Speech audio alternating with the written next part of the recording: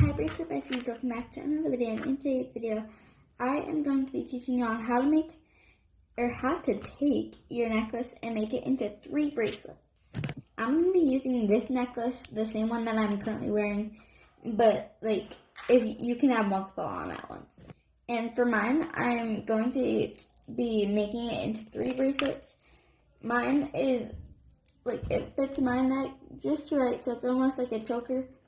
And this is about how wide it is. I know you can't really tell on camera, but it's about this wide. And so what you're going to do is you're going to take it and you're going to hold where your charm is, or if you don't have a charm, wherever. Put it through, twist it, and when you twist it, switch it to the back, put it in the front. And so now you should have 2.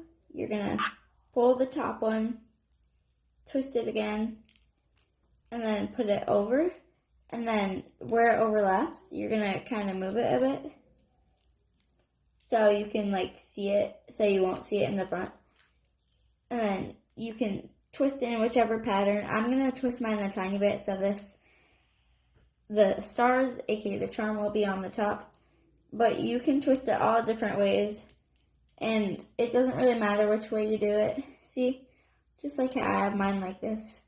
And you can really twist it in whatever pattern. The back, it might not be directly in the back, but it might be on the side, which it doesn't really matter for that part.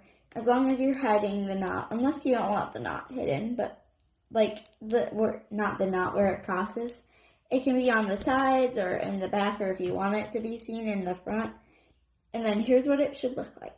But anyways, I love you guys so much, and I hope you have fun. And I hope it looks really pretty on you if you wear your necklace like this. And I think it's absolutely gorgeous. But I love you guys so much. And I hope to see you guys in the next video. Bye, guys.